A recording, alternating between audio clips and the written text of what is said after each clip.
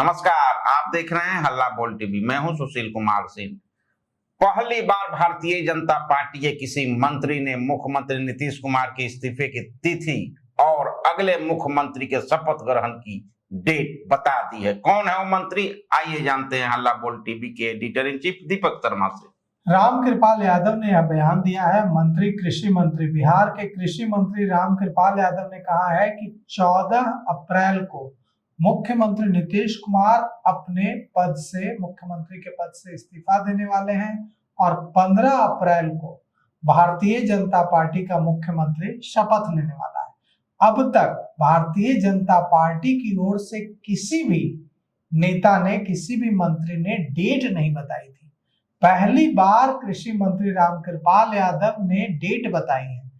कृषि मंत्री रामकृपाल यादव ने कहा है कि नीतीश कुमार 14 अप्रैल को इस्तीफा देंगे और 15 अप्रैल को भारतीय जनता पार्टी का के जो भी नेता का नाम तय होगा वे मुख्यमंत्री पद की शपथ लेंगे।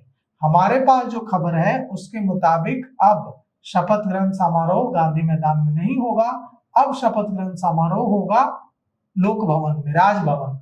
तो बिहार सरकार के मंत्री रामकृपाल यादव ने कहा है कि 15 अप्रैल को बिहार में नई सरकार बनने वाली है।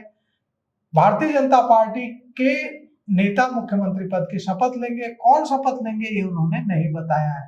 उन्होंने कहा कि खुद नीतीश कुमार ने साफ कर दिया है कि 14 अप्रैल को वे मुख्यमंत्री पद से इस्तीफा दे देंगे और राज्यसभा सांसद के रूप में जिम्मेवारी आगे की निभाएंगे। साथ ही साथ राज्य में नए नेतृत्व के साथ सरकार का गठन 15 अप्रैल को होगा। रामकृपाल यादव ने कहा है कि नई सरकार नीतीश कुमार के मार्गदर्शन में काम करेगी और बिहार के विकास की जो गति है वो बनी रहेगी। चेहरा बदल सकता है लेकिन नीतीश कुमार का प्रभाव बिहार की सरकार में बना रहेगा। इस बीच जनता दल यूनाइटेड के राष्ट्रीय कार्यकारी अध्यक्ष संजय झा ने बयान जारी कर कहा है, संजय झा जो कह रहे हैं वो भी यही मैसेज देने की कोशिश कर रहे हैं। संजय झा कह रहे हैं कि नीतीश कुमार ने बिहार के साथ साथ जदयू को भी मजबूत किया है और उनके मार्गदर्शन में ही बिहार में विकास की गाथा लिखी गई है। आने वाले दिनों में भी वे बिहार की सरकार और कामकाज पर नजर बनाए रखेंगे। कहा है संजय झा ने कि राजनीति सीखने के लिए नीतीश कुमार के पुराने संसदीय भाषण जरूर सुनने चाहिए। संजय झा ने कहा है कि विधानसभा चुनाव से पहले कई लोग जदयू के भविष्य पर सवाल उठा रहे थे, लेकिन यह जो जदयू है, जनता दल यूनाइटेड है, नीतीश कुमार की खून पसीने, मेहनत और ईमानदारी से बनी पार्टी है और पार्टी मजबूत है और आगे भी मजबूती से काम करते रहेगी। अब सवाल यह उठता है कि जो नई सरकार होगी क्या उसमें निशांत कुमार डिप्टी सीएम के तौर पर शामिल होंगे? तो जदयू के झंझारपुर से सांसद रामप्रीत मंडल ने इसे लेकर स्थिति स्पष्ट कर दी है कि जो नई सरकार बनेगी उसमें जनता दल यूनाइटेड का 2 उप मुख्यमंत्री होगा। एक उप मुख्यमंत्री का नाम तो अभी तक साफ नहीं है, विजय चौधरी के नाम की चर्चा है, लेकिन निशांत कुमार का नाम उन्होंने, रामप्रीत मंडल ने कहा कि तय है कि निशांत कुमार उप मुख्यमंत्री होंगे। मतलब मुख्यमंत्री जो भी बने लेकिन उप मुख्यमंत्री निशांत कुमार होंगे। अब मुख्यमंत्री कौन बनेगा? तो 24 घंटे में 2 बार लखेंद्र पासवान जो भारतीय जनता पार्टी के मंत्री हैं बिहार सरकार में, उनको लेकर deputy CM Vijay Sinha CM आवास गए हैं और नीतीश कुमार से उनकी मुलाकात करवाई। अब लखेंद्र पासवान को बार बार ले जाकर नीतीश कुमार से मुलाकात क्यों करवाई जा रही? चर्चा है, ऐसी खबर है कि लखेंद्र पासवान को मुख्यमंत्री बनाया जा सकता है। अगर कोई सवाल है इस विषय में, लखेंद्र जी, क्या दलित समाज से कोई ज्यादा मुख्यमंत्री हो सकता है? हम समझ रहे थे जब यही पूछे।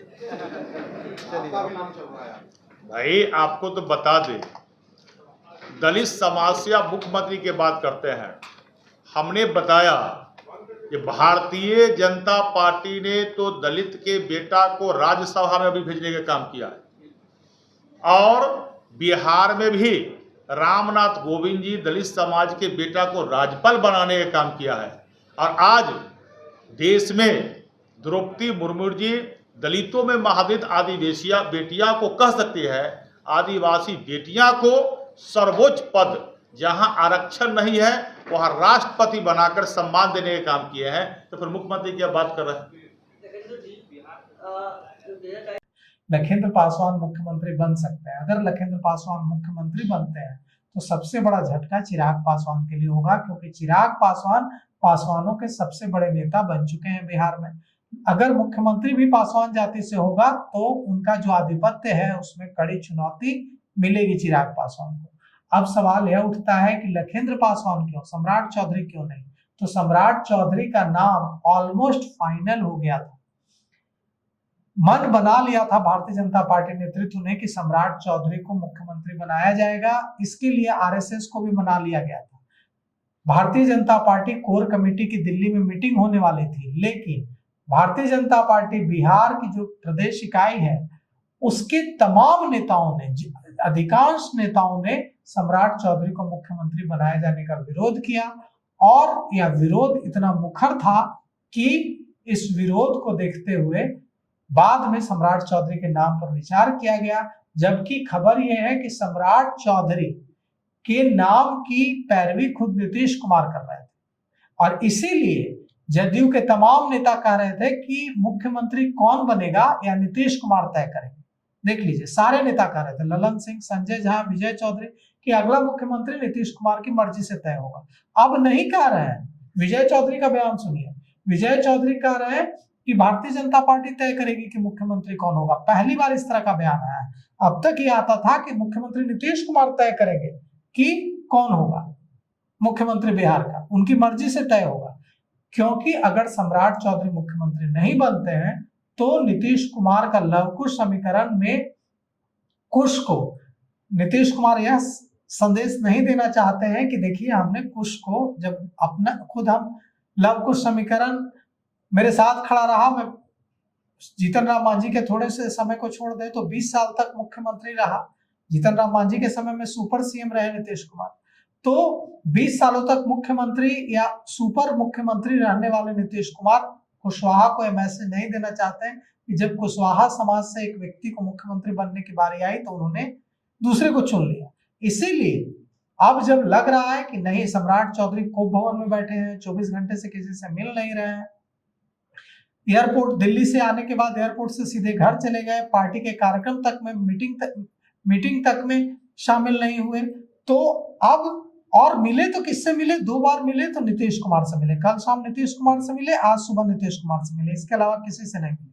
तो अब बिल्कुल साफ है कि सम्राट चौधरी पीछे छूट गए हैं रेस में और लखींद्र पासवान आगे निकलते दिख रहे हैं। तो कुल मिलाकर इतना स्पष्ट है कि भाजपा की ओर से जो जिनकी चर्चा हो रही है, जो रेस में आगे चल रहे हैं, वो लखींद्र पासवान दिख रहे हैं।